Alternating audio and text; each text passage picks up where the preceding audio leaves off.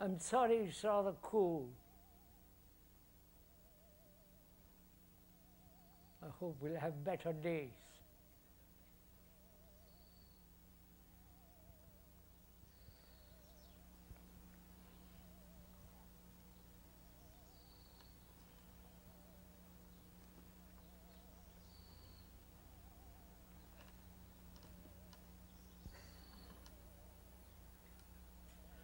We're going to talk over many things.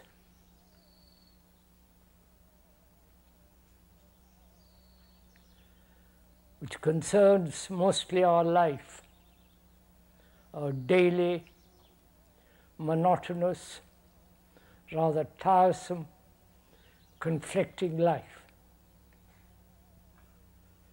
And one hopes that you will be quite assured that we are not doing any kind of propaganda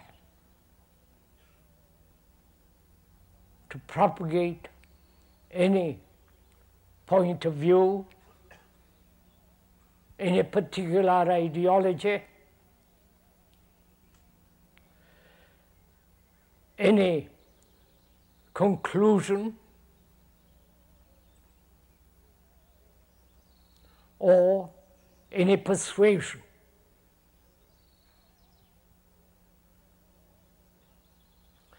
We're going to talk over together as two friends our various problems, not only the problems of the world externally, but also the very complex problem psychologically. We're going to talk over together, not accepting anything the speaker says, but rather questioning, doubting, inquiring together. So this is not a lecture or the speaker preaching, but rather we should talk over, you and the speaker, not only what is actually happening in the world, which is becoming more and more disorderly, and also the world that's much more complex, that demands a great deal of sanity, a great deal of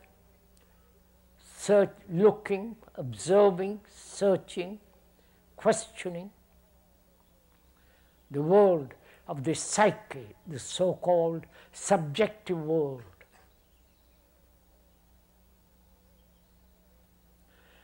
And if one can be assured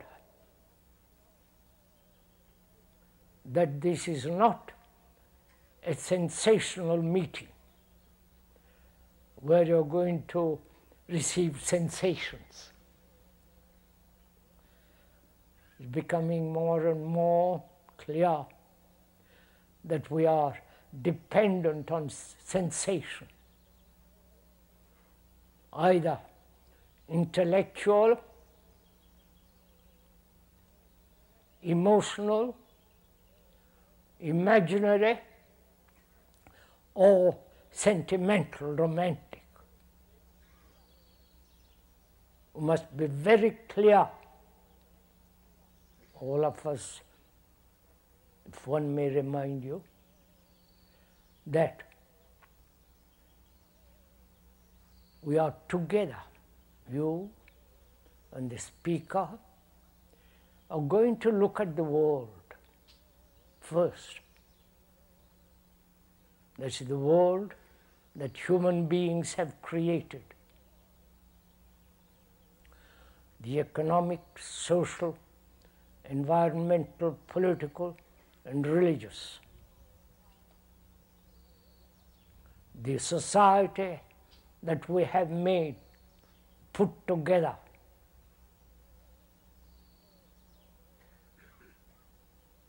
the disorder, which is becoming quite dangerous.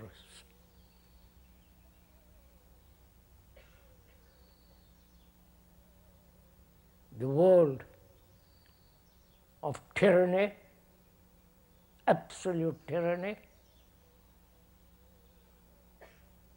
the so-called totalitarian states,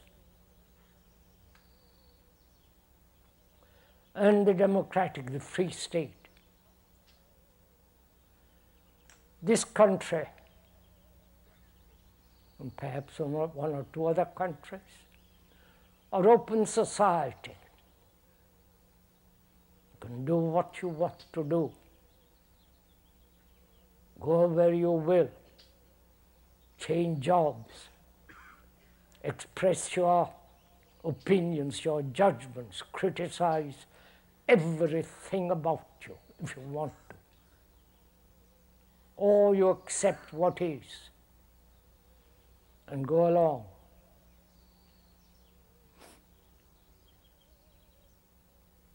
So please bear in mind, if you will, that we are going to talk over as two friends. We may be strangers. Perhaps speaker doesn't know all of you, certainly not. But as we are here this morning and the next week, we are going to quietly,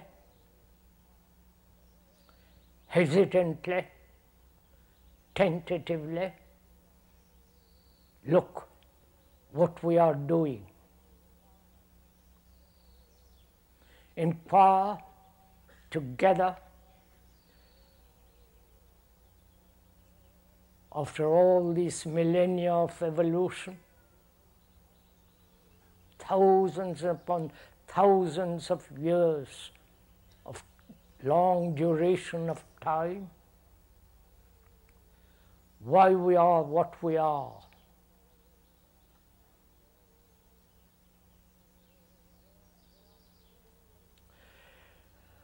There are various kinds of disorder.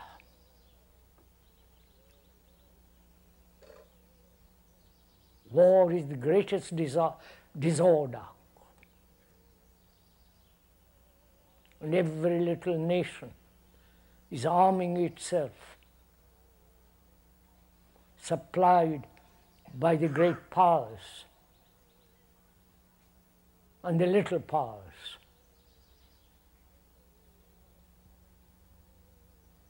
And there has been a Holocaust, the last war. And there are other kinds of Holocausts going on now. Beirut, Vietnam,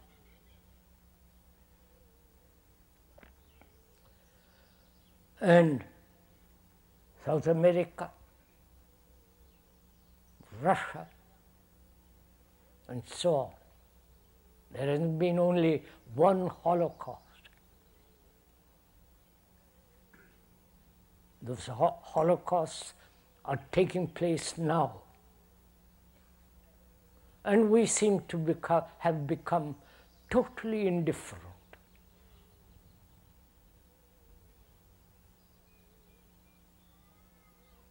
To what is happening in the Far East, in the Near East, in the Middle East, in Europe and Russia and here. We are really insensitive, indifferent, silent in the sense, though one may have demonstrations. These demonstrations are taking place all over the world. for various causes, not wanting a particular kind of war, neutron bombs and the atom bombs, but nobody, as far as one has been able to make out, nobody wants to end wars.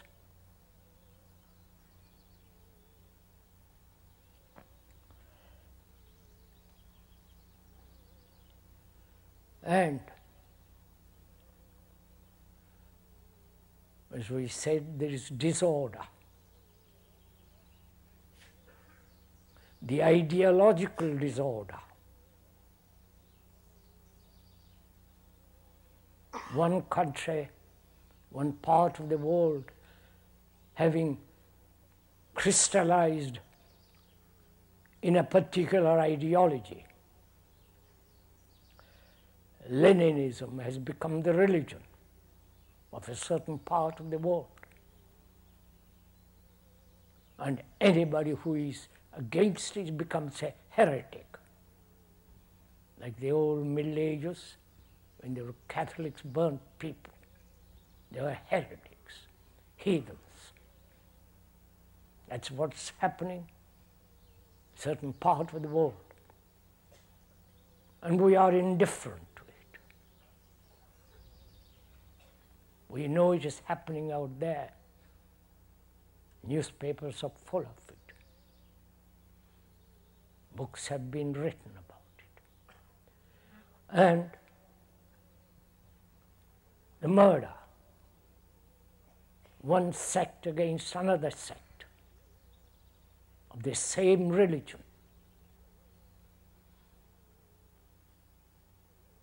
being armed by the others, killing each other in the name of God, in the name of peace, in the name of their own particular ideology. These are all facts. Speaker is not saying anything that's not actually taking place. And we are indifferent as long as it is far away. Apparently, we become terribly alive, active when it touches us. When it touches each one of us, when it's very near at home, in your backyard.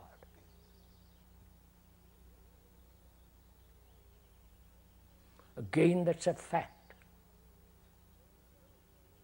And knowing all this in words, in books, in the newspapers and television, we seem to be unable to do whatever about all this. Again, that's a fact.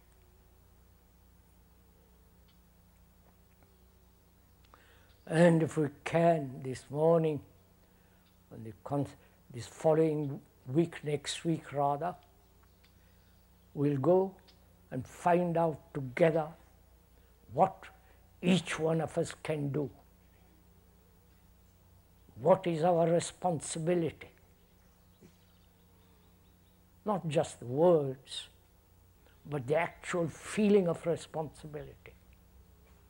As you feel responsible for your wife, for children, for your husband, or your girlfriends, and so on. If you feel responsible. But when one asks oneself, what is one's place in this world? What is the relationship of oneself to the rest of mankind? What is one to do with this appalling, frightening chaos in the world?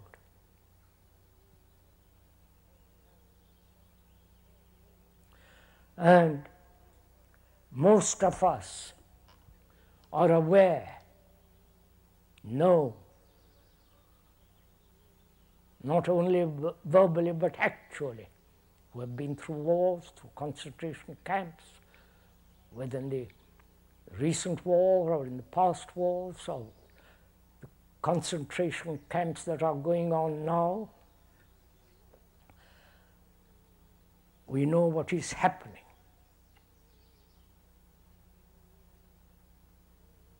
How deeply we are responsible, or how superficially.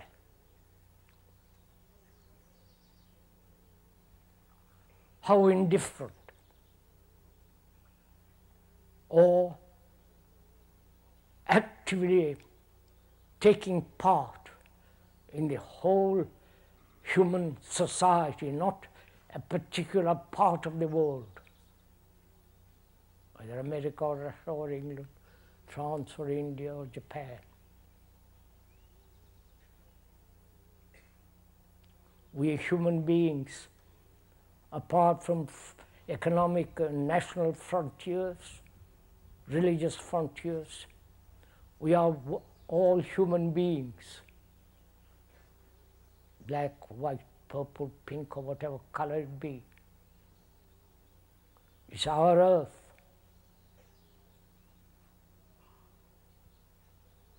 To be lived on, to enjoy the marvelous beauty of the land, the lovely seas and the hills and the great valleys and mountains, the groves, the orchards and the meadows. But apparently we are incapable of living together without any barrier.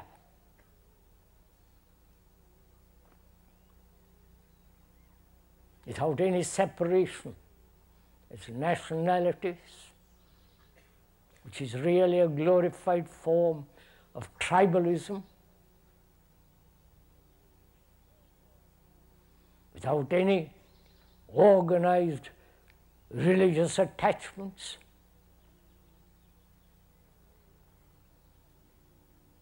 We talk a great deal about freedom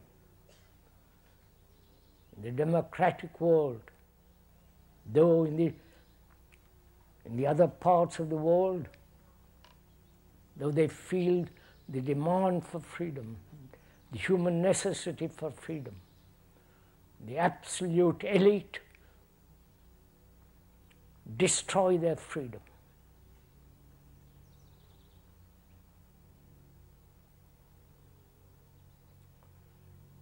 So can we,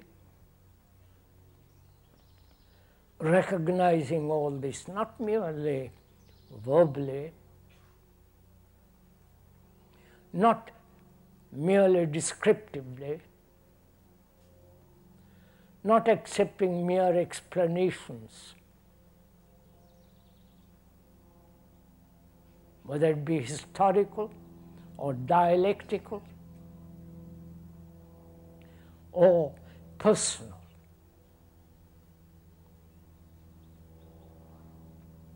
Can we look at all this impersonally, if that's possible, without any bias, prejudice, and find out together what we can do?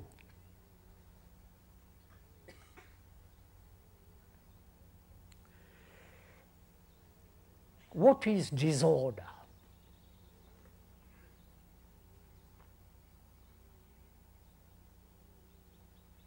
What would you consider to be disorder? And what is order?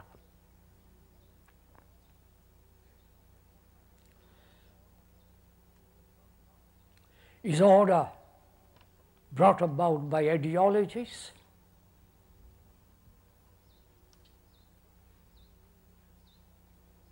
By one's opinions? judgments, various religious conclusions with their experiences.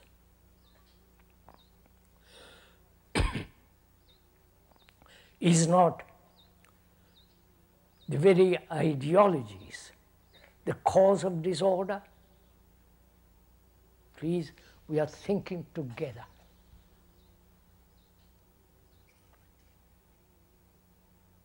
Don't, if one may suggest most earnestly,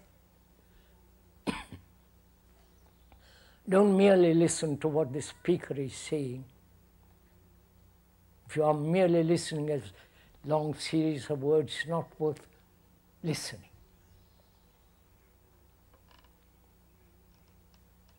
But if you listen, not only with the hearing of the ear, but listen with your heart, with your mind, with all your being to find out what we can do as human beings. There's considerable mess in the world, which is called disorder. Dangerous mess. And around this mess, we organize.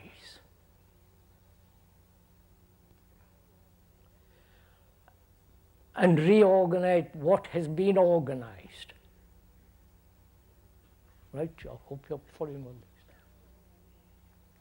And this reorganization around the disorder, mess, confusion, conflict, this reorganizing around that is called progress. Right? You're following all this? And we are satisfied with these new organizations. We feel we are vitally progressing. But the mess, the confusion, the conflict, the disorder, the terror that's going on has been going on for millennia upon millennia. Now we know it is happening all over the world through quick communication and so on. It is said that to train a Roman legion soldier in Italy, Rome, took 15 to 20 cents. Now it takes probably thousands of dollars. You're following all this? And we have progressed tremendously.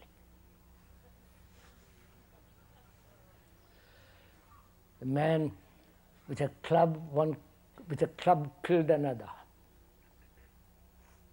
Then somebody came along and invented archery. And they said, at last, all wars will end. This will kill so many people. Then came along various instruments, material of war, and we have the latest one, the absolute bomb that can evaporate human beings by the million with one blow. And we have made, again, a vast progress. In all this, the wars, the terrors, the appalling things that are going on,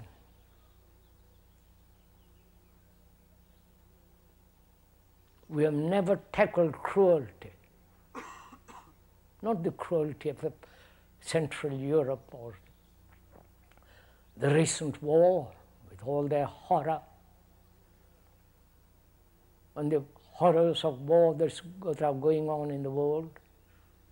We have never, as human beings, been able to be free of cruelty. Not only to the animals, to nature, but to each other. The ultimate cruelty is war, naturally. Can we, as human beings, look at this word first, the word cruelty, then feel the meaning and the depth of that word.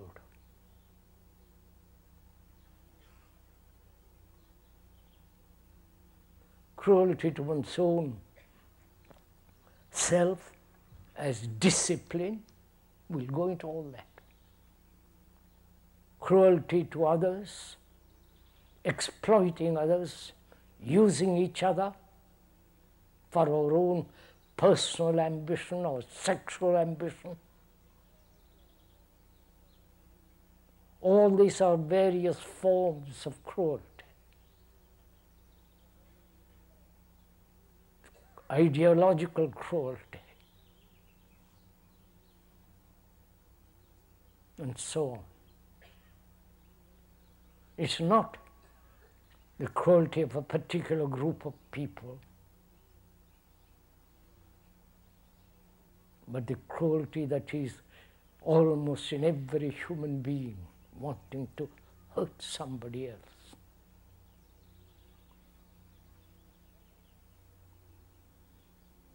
Why is it,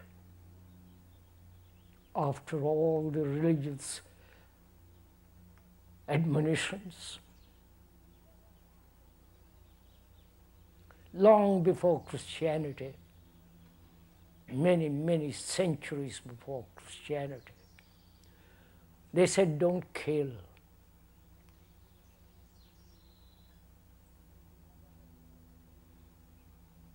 The other is yourself.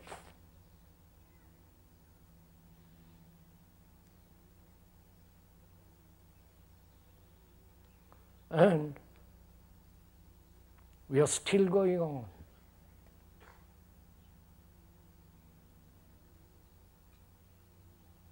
Can this end? That's one of our great problems of life.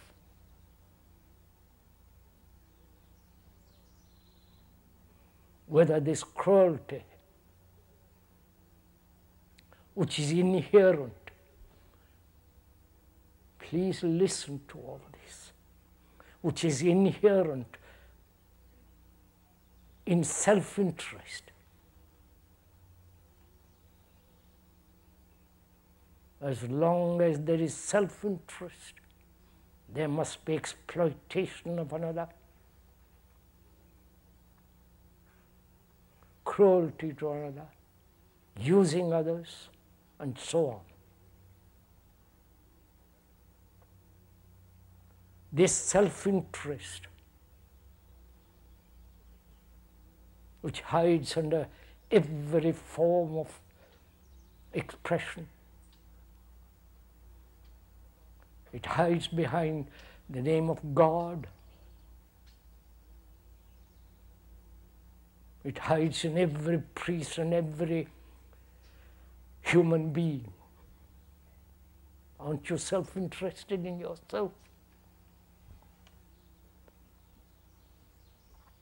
Of course. But one never faces it. One doesn't want to look at it. And to pursue it, to find out all its trickery, all its hypocritical hypocrisy, its pride, its arrogance, its vanity and its humility. It requires great awareness, and it demands great discipline. But we're all rather slack people.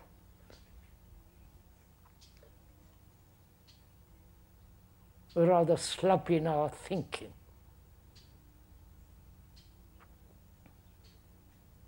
We are never certain about anything.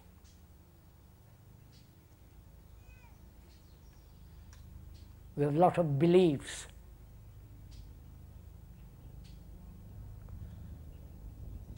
Dogmas, faith. I wondered if you have examined certain religion as Christianity and the world of Islam based on books. If you begin to question them, doubt, the whole thing would collapse. Because we never doubt our own thinking, our own experience.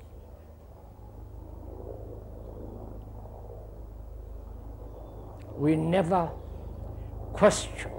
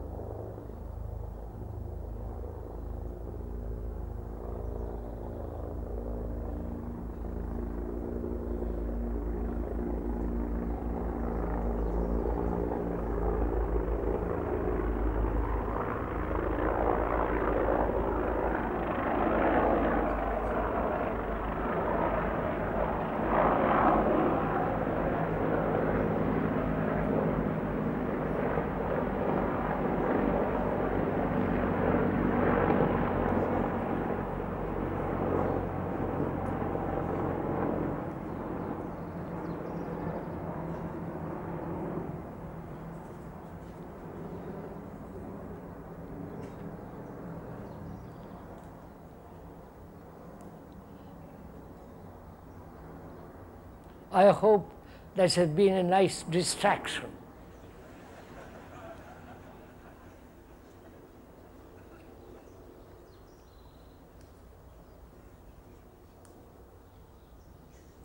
As we are saying, we never question our thinking, our prejudices, our conclusions, to find out whether they're accurate or merely opinions. Or we never question our own demand for self-interest. So, please, during these talks and question and answer meetings, there must be doubt.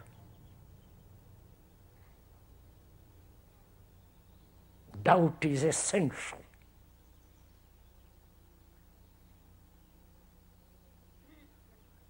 Certain form of skepticism without cynicism. That clears the brain so that one can see clearly.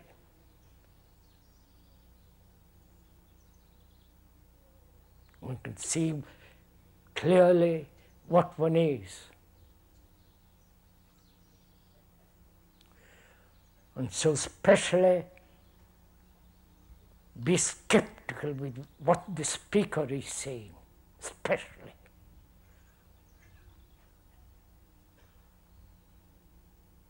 Because he's not a guru. He doesn't want a thing from you.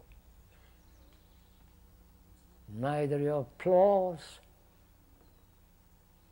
and so on.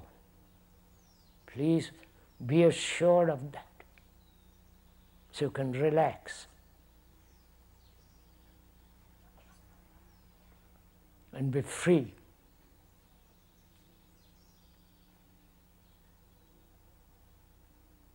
Because it's very important.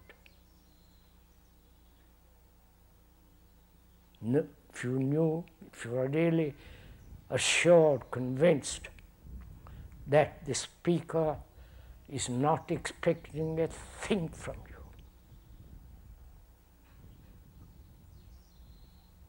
doesn't want your money, except what you give for the donations. But it's not for the speaker.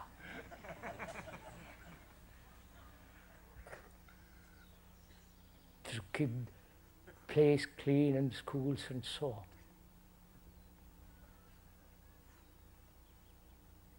It doesn't want to create any sensation in you, because you want to be entertained. Your novels, your books, your television, everything entertains you. And you like that, the religious entertainment. But here we are trying to fathom, delve into this deep problem of our existence.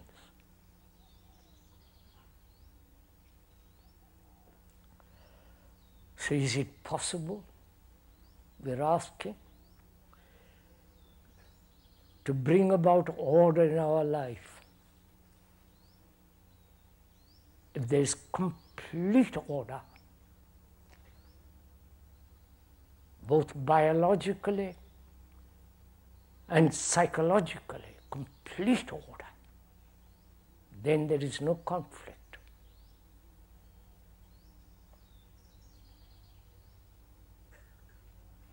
There is conflict and disorder when we pursue an ideology,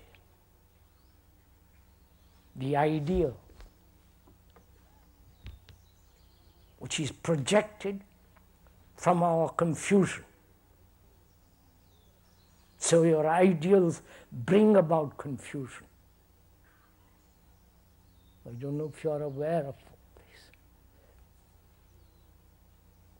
It's very clear if you observe what is happening in the so-called totalitarian states. There, the ideology is supreme. The ideology of Marx, Lenin, Stalin, and all those people, and their interpreters. They are creating and have done in the past and will do it now, great disorder in the world. Any ideology, whether it is the Catholic ideology, or the Hindu ideology, or the socialist, and so on, they are bound to create disorder. Because the ideology you believe in, I accept that ideology. Therefore, you divide yourself against other ideologies. And hence there is conflict in ideologies. If you once actually deeply see that, not merely verbally, intellectually, but deeply inwardly, in your blood, the truth of that,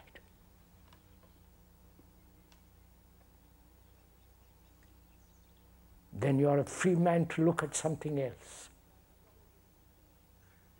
But ideologies give us a sense of security.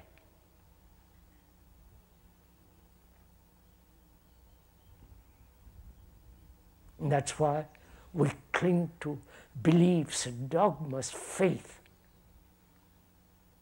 which are put together by priests and so on. I won't go into all that. And we cling to them. There are over 800 Catholics. I don't know how many divisions of Protestantism.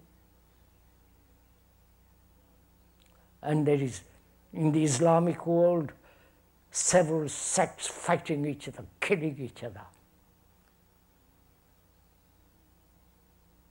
But in the Buddhist and Hindu world it exists, but not so violently.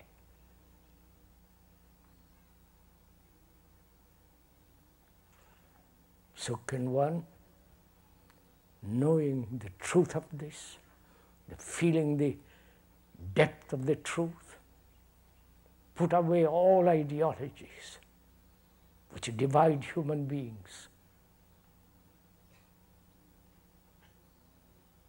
This is a very serious question. Please don't push it aside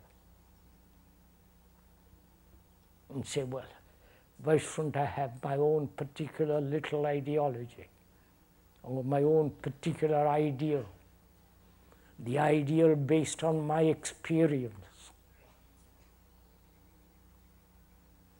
my knowledge?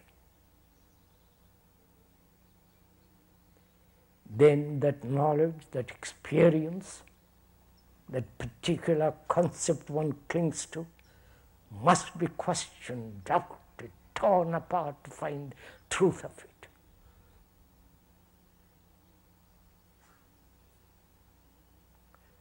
So, then one must ask, what is disorder? Why we live in our private life and also in public life. Why there is so much disorder. I hope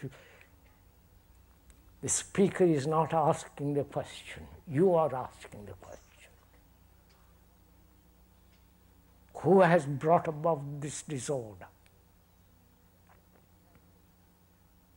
Don't casually say, yes, each one of us is responsible, and then put that aside too. We have learned quick answers,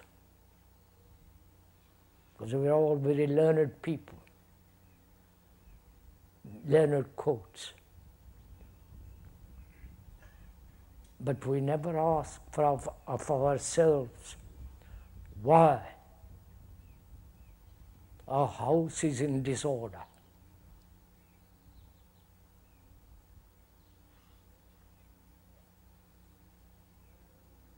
Which means where there is disorder, there must be conflict.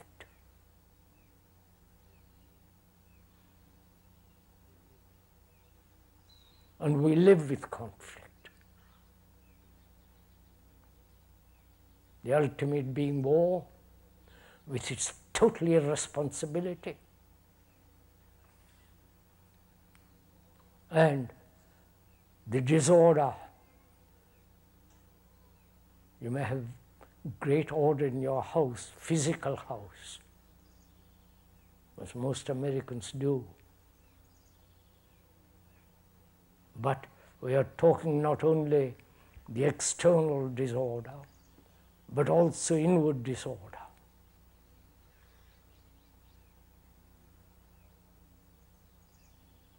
Why is there in all of us such conflict, which breeds disorder? What is this conflict? Why have we, human beings, lived with disorder? Not only during this century, not only last week and now, but man has lived in disorder for thousands of years. We have inherited it. Our brains are conditioned to conflict.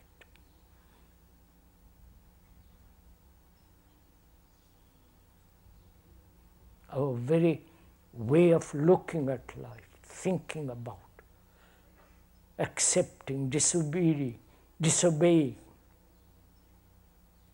belonging to this or not to that, belonging to a particular sect, particular silly guru. I hope you don't mind my using that word. Particular person who says, I've got it, you haven't got it, let me lead you. the vanity of these people and their followers. So what is this conflict due to? The reason, the root of it.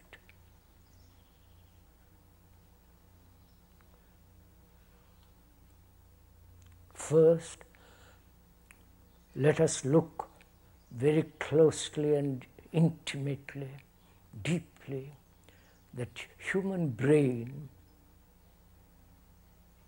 which has evolved through centuries upon centuries, millennia, 2 million or 3 million years, or 50 million years, or 50,000 years.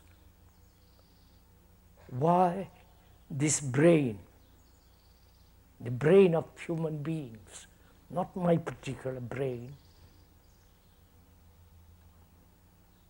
There is no my particular brain. That nice idea, I think my brain is mine. But it has, the brain has evolved like the human organism. Your organism is like another organism, highly evolved, sensitive, intelligent. Each organism has its own intelligence, but we are slowly destroying that intelligence by drugs, alcohol, smoking, the whole business of modern absurd existence.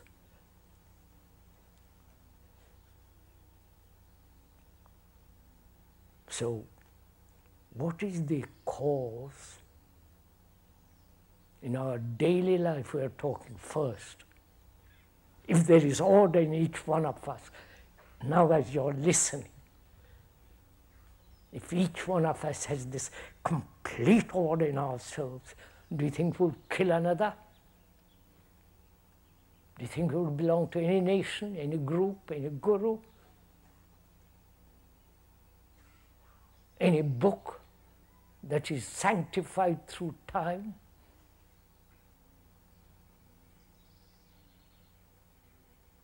Then there will be no fear, no sorrow, no loneliness.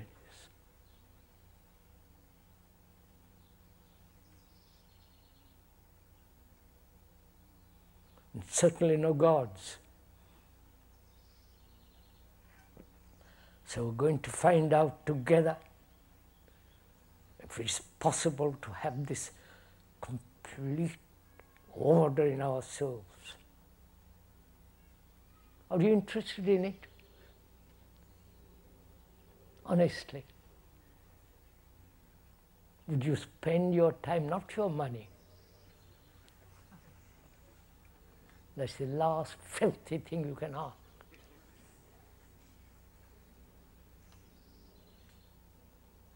Would you spend your energy to find out?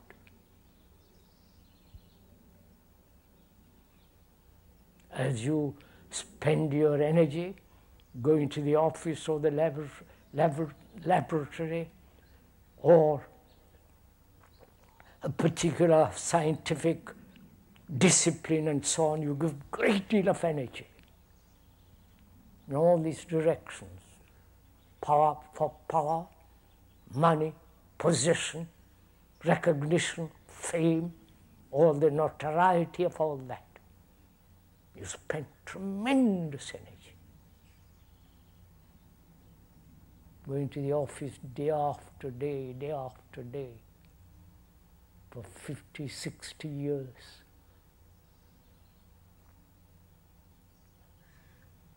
And trying to cure others when you need curing yourself. Now will you give some of that energy?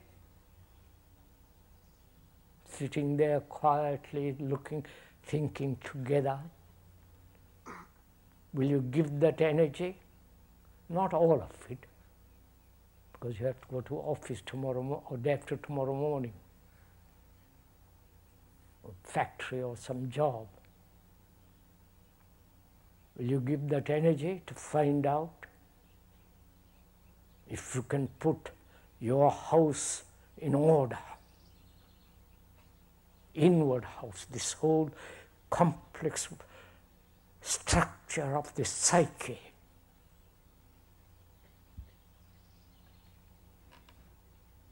If you will give it to yourself, not to me, not to the speaker, he won't accept it.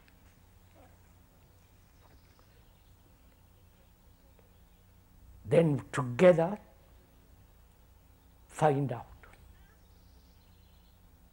Together find out, not the speaker tells you, then it becomes absurd, childish, immature.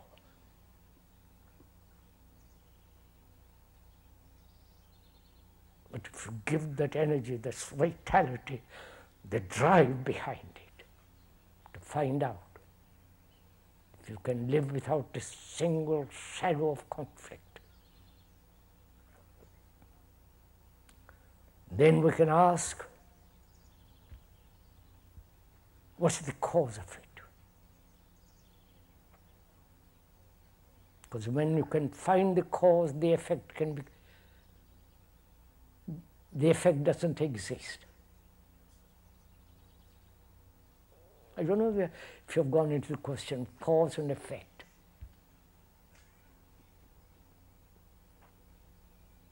We'll go into it briefly. Cause is not separate from the effect.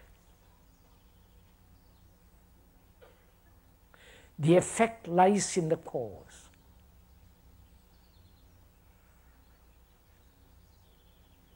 If there is no cause, there is no effect. But we separate the cause and the effect. The acorn of these oaks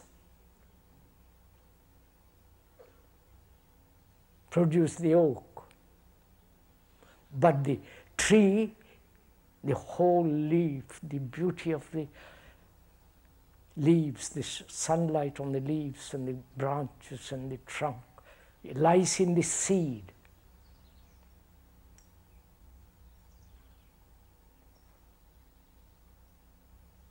But to us, the cause and effect are two different things. We say, if I can get rid of the cause, perhaps I'll be very healthy.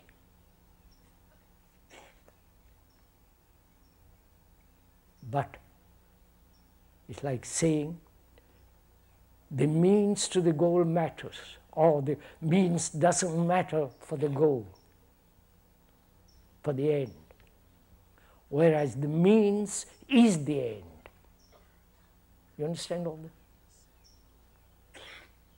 Look at it, what's happening in the world. They are talking about peace, all of them, and building up armaments. The cause is fear, trying to save something, you know, the rest of it. As long as that fear, that desire to be completely safe for oneself, you are going to have wars. We'll talk about it later. So what is the cause of this disorder in which we live?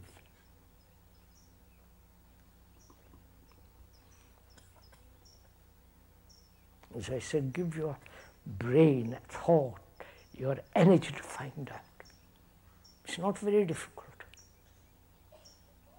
Don't call it difficult and then make it difficult. It's very simple. Look what is happening between the Palestinians, the Arabs, and the Israelis. They're of the same group. They live on this same earth. But one has been trained, educated, programmed to think he's an Arab. Programmed like a computer. for the last 1600 years. And the other side, calling the Israelis, for 4,000 years. They're old people, like the Hindus, like the Chinese. So they have divided themselves. The Arab and the Israelis. The Americans and the old Indians of this country. You have very carefully destroyed them. The Holocaust. Right?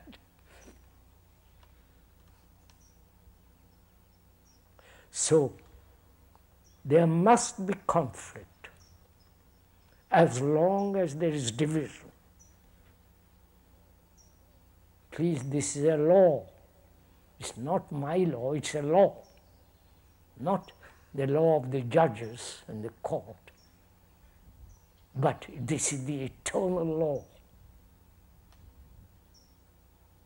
As long as you are separate from your wife, and the wife separate from you, with their ambition, with their full desire for fulfillment, with their pride, with their separate sense, I must fulfill, I must be this, I must be that. In that relationship, there will be conflict. As there is conflict between the disciple and the guru. Conflict between God and you, if there is a God. So, wherever there is a division between me and you and they and we are going to have conflict.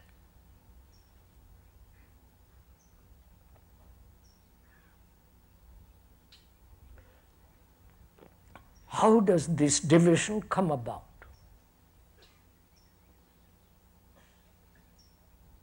Is it self-interest on the part of one of us? Please examine, question, doubt, ask.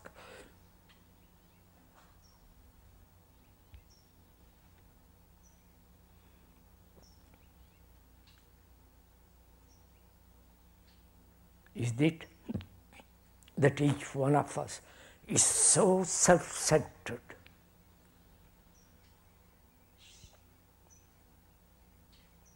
so concerned with himself,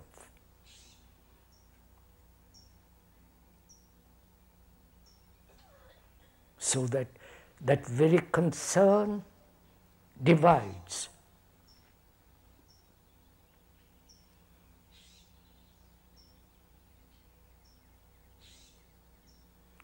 You may get married, live with another, and so on, but this division goes on. And we accept this division as being natural, and therefore accept conflict, everlasting struggle, as part of existence, part of life. It's natural to struggle, to battle with each other. And the raison d'etre for that is, doesn't everything fight in nature?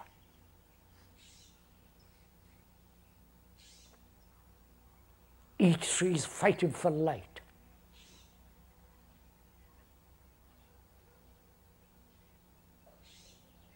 The bigger animal is the lesser animal. And so on. That's the reason we give. So our life then is accepted as being naturally, inevitably to be lived in conflict.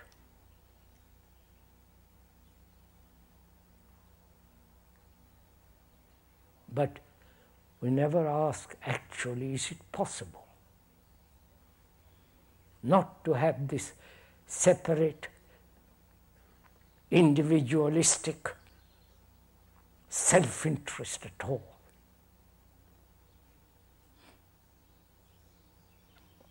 Or you, if one may ask, are you asking this question of yourself? Are you frightened to ask it?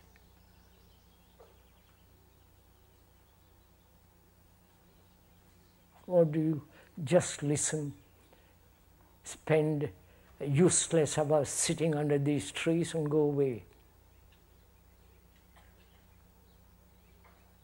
saying it's not possible, or, oh yes, it's possible, and just leave it like that? Or will you question it, seeing what the world is actually about you? First, nationalistic division, religious divisions, ideological differences, which we have created. The intellectuals, the terrorists, the imperialists. No empire has been built, whether modern empires, the ancient empires, without blood. As they used to say, you first take the Bible and then the gun.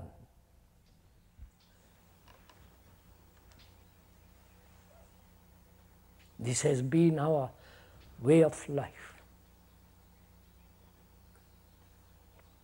When a man or a woman who is serious really wants to find out whether conflict can end,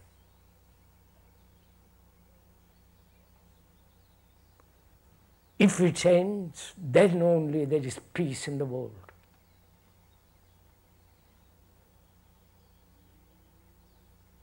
Peace demands a great deal of intelligence, not just demonstration of peace. It doesn't lie in any capital of any country. It demands to have real peace within one heart and mind about one.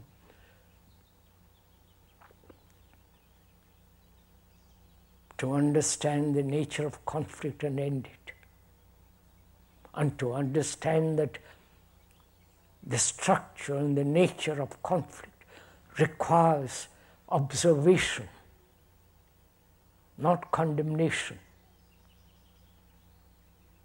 not taking sides about it, but just to observe what one is doing, how we are constantly separating ourselves. The American way of life, and so on and on and on and on. Are you listening to all this? Or are you getting bored with all this? Would you kindly tell the speaker? Oh, yeah, please.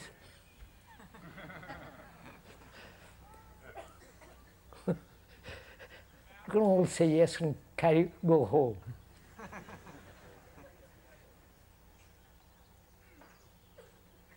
Or be stimulated for the moment by the speaker. That doesn't bring about the end of conflict. One must exercise the immense capacity of the brain. Immense, infinite capacity of the brain.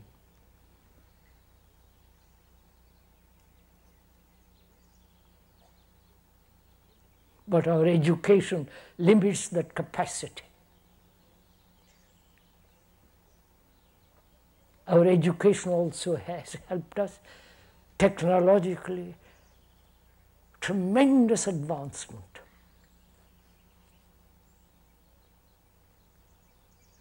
From the small computer to the complicated airplanes, submarines, warships, quick communication, and so on, so on, so on.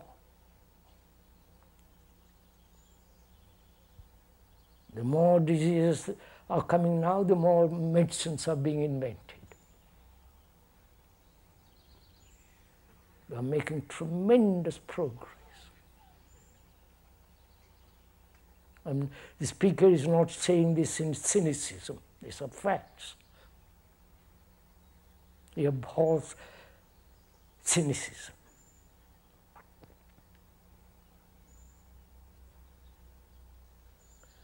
So can one observe quietly, without any choice, without any say, observe what is going on in ourselves. The mirror in which we see our faces.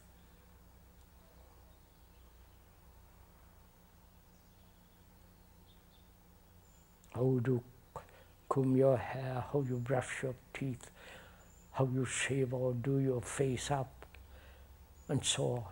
Can we observe as closely, as definitely, as precisely as possible, without any distortion?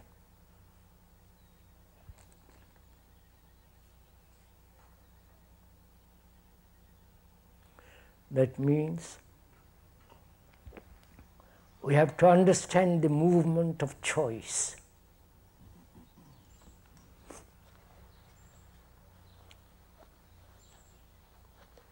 Why do we choose?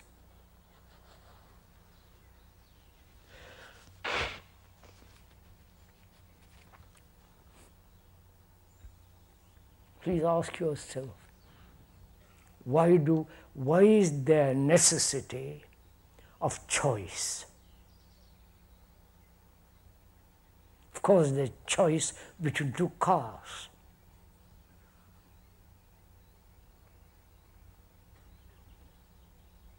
Between two materials. If you have the money, you choose the better. Between two authors. The choice between the shadow and the light.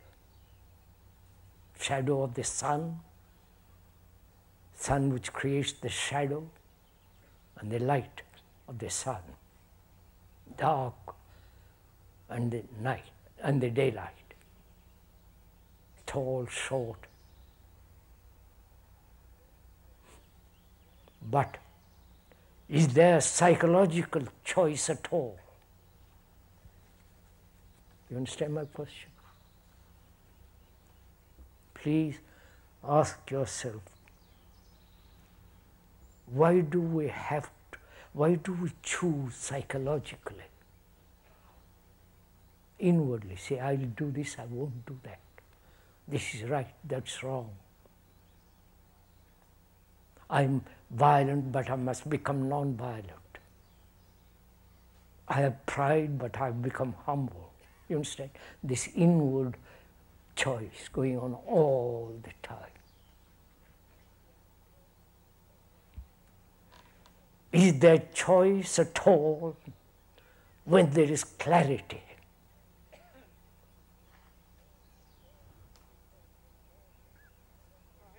Or is there choice only when there is confusion? Sorry, sir, we'll have a question tomorrow, day after tomorrow, on Tuesday, if you don't mind. Please listen. That is not to the speaker, but yourself. You are asking this question. I'm not asking you to ask that question. You are asking that question yourself.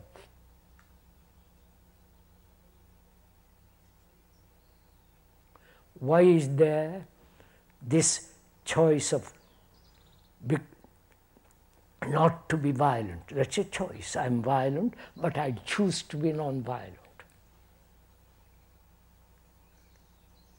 Why is there that choice? So, would you kindly, please, if you like to come and sit here and talk, you're perfectly welcome. Sir, would you mind? You can ask questions on Tuesday and Thursday next week. I am not preventing you from asking questions. Please have the courtesy, the patience, and not get bored to find out for yourself, not from what the speaker is saying. The speaker is not important, but what is being said together is important.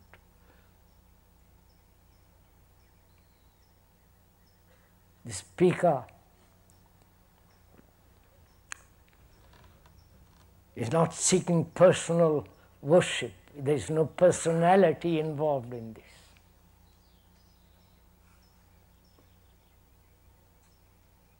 I really mean it. He is not important at all. But what is being said is important. So we're asking, why is there this choice in us, apart from the choice of things?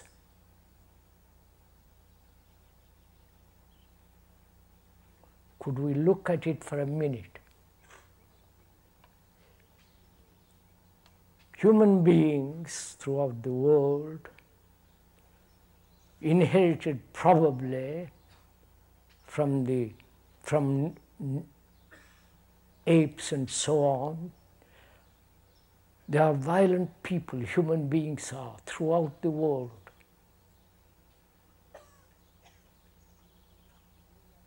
And he says he realizes what is happening through violence, not only in himself, collectively. He says that let us be non-violent, let's practice non-violence, let's talk about non-violence, let us use that instrument politically, and so on.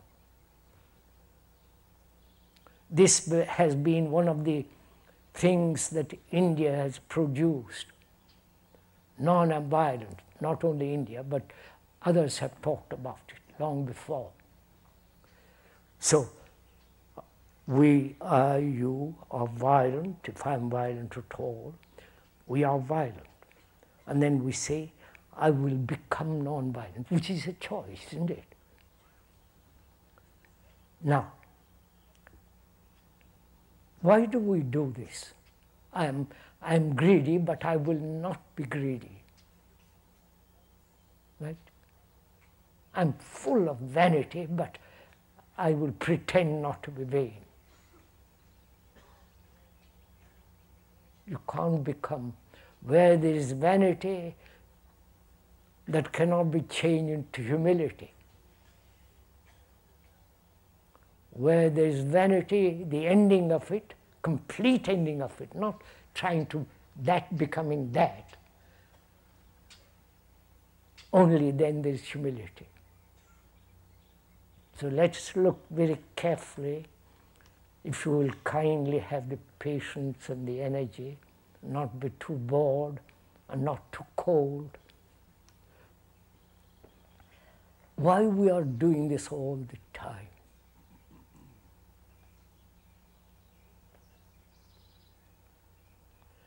Take violence, because that's what is going on in the world.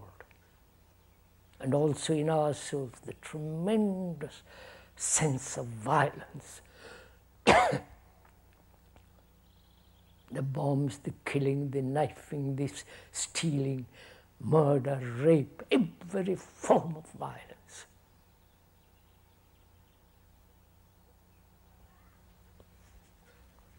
What is violence? physical violence. That's one side of it. Surely violence is much more complicated than that.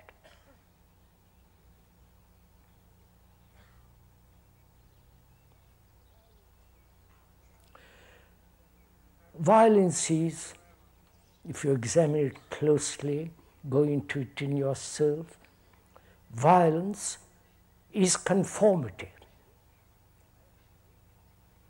I am this, but I will be that.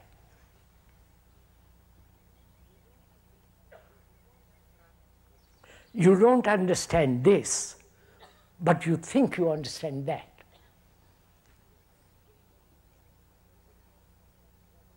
You don't understand, one doesn't understand what is actually, and without understanding that, you want to transform that into the other.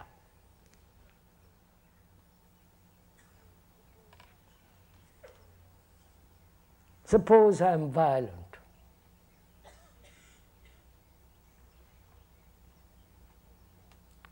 Physically, I don't like violence, physically. Because I see it all about me. Suppose I said I'm not. I don't like what's going on, I won't be violent. I haven't understood the nature of violence. But I want to escape from that. Therefore, I create the ideal. So, after creating something which is not, then there is conflict between what is and what I think should be. This is what we are doing. So, I say to myself, before I achieve the other, which is non-violent, I must first understand what is violence.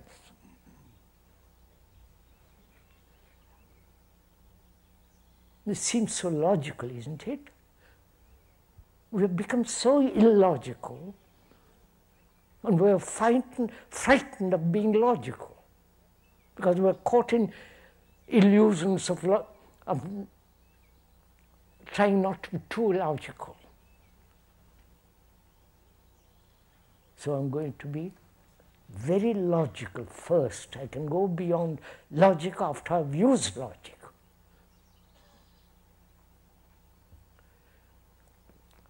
I'm violent. And I see everything around me has a different form of violence, from the animals, nature, and so on. The tremendous lightning, the beauty of it, it's a form of violence, the shock of it. And I'm violent.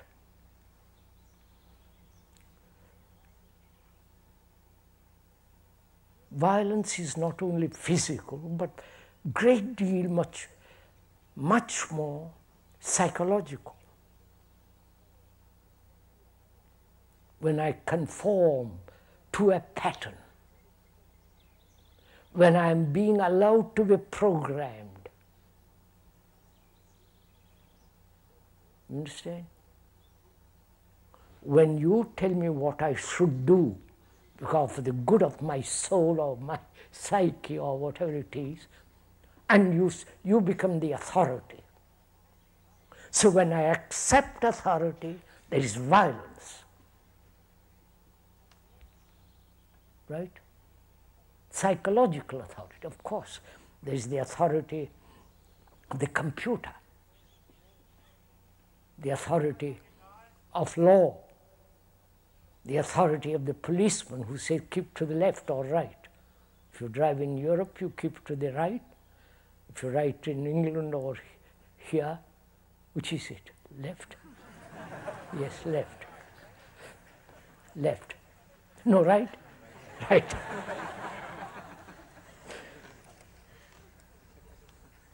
I haven't driven lately.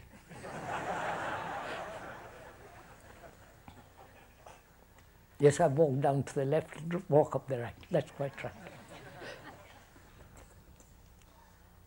So, violence must exist where, that part of it, where out of my confusion, disorder, I create authority. You understand? I'm confused. I'm disturbed. I want certainty. And you come along, the guru, the priest, the psychologist, the others, and they become the authority. I have created them out of my confusion, my disorder. So I realize, as long as there is an authority subjectively, either the experience which I've had, the memory of that experience which becomes the authority, follow all this, or the authority of somebody who says, I know, I will tell you all about it. The nasty, ugly gurus do all this, coining money. They are one of the most rich people in the world. Your evangelists, the churches, the tremendous organizations. They say, have faith, believe, accept. And I am so frightened, I say, yes, and gullible, I accept it. So I am creating out of my disorder authority.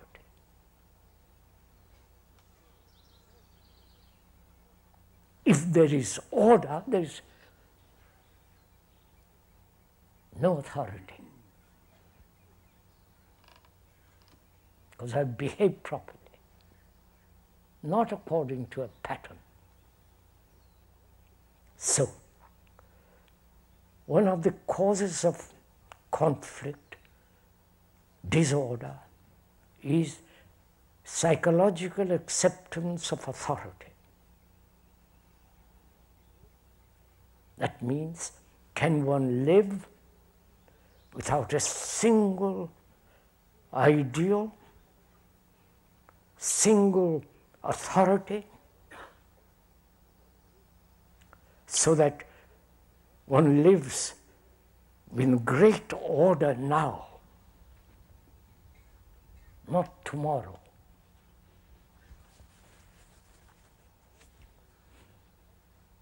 And psychologically, there is disorder in our inward house because we have separated ourselves from one another. It's one of the most difficult things to do, to say there is no separation.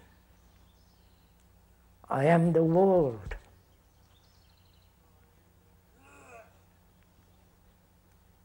I am the rest of humanity. Because you suffer, the Russians suffer, the Hindus, Chinese, every human being on this earth suffers. Has shed tears, and also laughter, of course. Every human being on this earth pursues every form of avoidance, every form of escape from fear, from sorrow. So I am the world. You understand? Because I suffer, you suffer. This is not just ideological nonsense, it's actuality.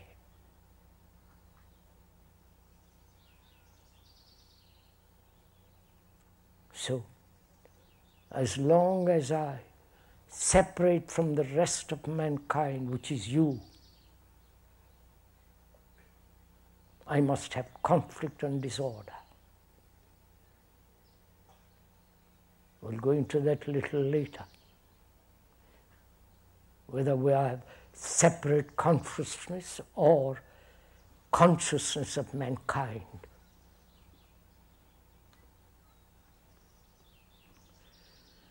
What time is it, sir? It's 5 minutes to 1. I'm sorry to keep you so long.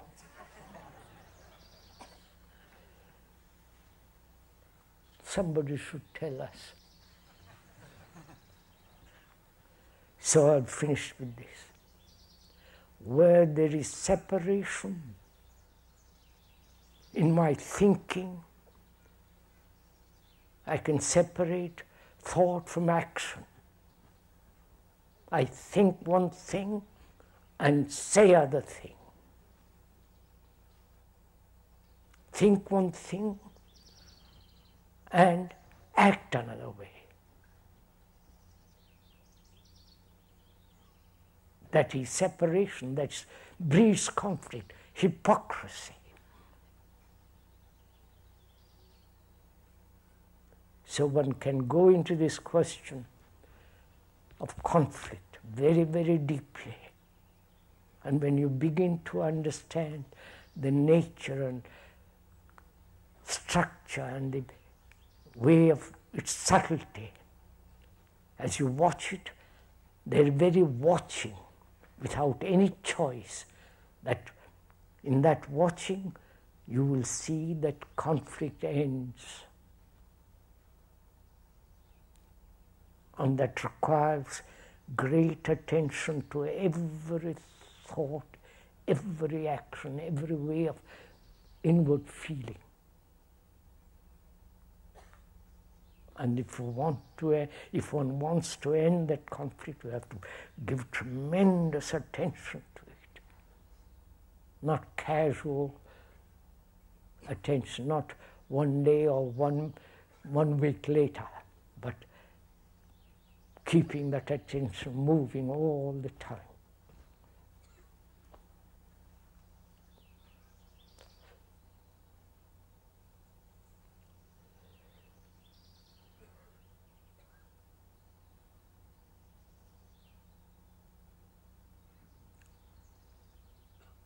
Will you kindly get up? It's finished.